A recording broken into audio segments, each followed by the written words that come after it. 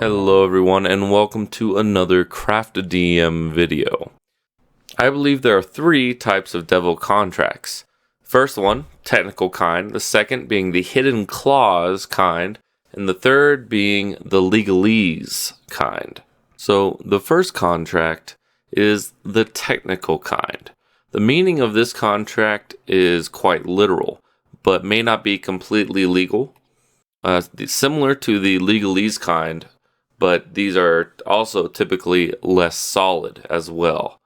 The more lazy devils tend to write these, such as the Horn Devil. Now, usually you'll want to keep these contracts rather short, no more than 3/4 of a page, as the longer you make it, the easier the technicalities might be seen. Now, the main way out, other than fulfilling the contract, is through a technicality in the contract, such as long as the sun shines, you may cause no harm to entity X, or no harm shall come from A to from B, etc. But what about a third party? Harm from a third party, that might be possible.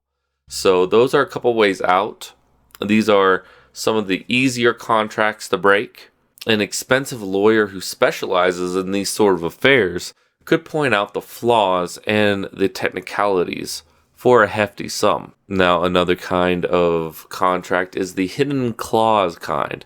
Think of the movie The Santa Claus. Extremely small lettering that only shows up during full moonlight, or the commas or apostrophes themselves contain information. These are tricky contracts that usually take more than they give, but they are the most well-known contracts, deep-rooted in tales long told. So the party will likely investigate the fine print. If you use this one, I suggest only a certain type of light will reveal the hidden print. Entire campaigns can be based on trying to void these contracts, as they usually doom a character's soul upon death as payment. So there are multiple ways of breaking this one. One is bring a devil lawyer to see if they broke any laws, and then use the bureaucratic way in the nine hells. It will be dangerous. This is the part of the campaign that you would be embarking on, but you could use bureaucracy to bring the downfall of this devil or to avoid this contract. Another way is to have a way out in one of the hidden clauses itself. For example, maybe by moonlight or text that's only revealed in the ethereal plane. Have one of the clauses say, if you can read this, the contract is void. Now, the final kind of contract is the legalese kind. These are the most straightforward. For example, you get A, they get B. There's no cunning words or trickery, but most of these will likely have tempting clauses that you can agree to later on. The more powerful the clause, the greater the cost. As such, it's popular to have these contracts active until one's death. Now, all the contracts should follow the laws of the nine hells, but these more than all should. As such, most should have a clause in fine print at the bottom, like signing under distress, compelled magically to sign, etc., so forth, avoids this contract, etc. The key to getting these signed is to simply not ask for too much from the players and actually give the players what they want. This is all within reason, of course. If the players want a huge mansion, wealth beyond their dreams, that's a kind of a soul binding clause. Make that later on down the line. We'll go over ways to pay devils in a second, but the more wise and prudent devils tend to use these types of contracts. Now, things to receive in a contract if you're the DM.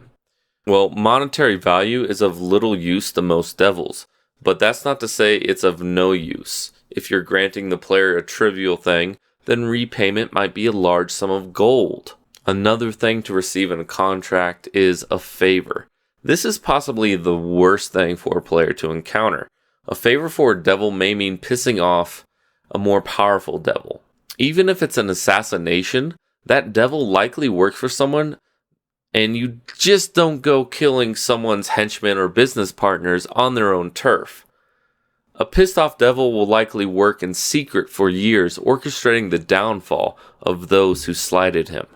Now, there are some favors that might not piss another devil off, such as bringing devils to the material plane, helping start a devil cult, establish a place of worship for the devil's patron, could be Asmodeus or the archdevil of their plane, or smuggle them to another layer of the 9 hells, so on and so forth. Another thing to receive is perhaps a rare magical item. The greater the clause, the rarer the item is. Or perhaps it's a lifetime contract that needs one magical item per X amount of years in exchange for wealth, longer life, the power to charm, etc. and so forth.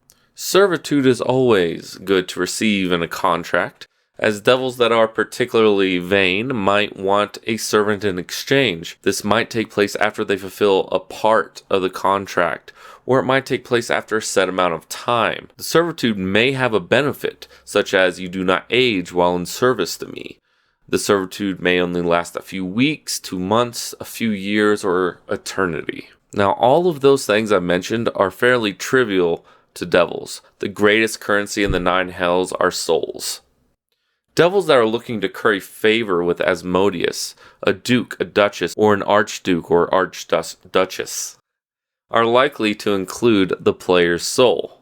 Now, it doesn't have to be the entire soul. It could be a piece of their soul. So they might have a chance to be brought back if they die in battle, but they won't be themselves. And maybe the quest is now we have to find your other piece of your soul.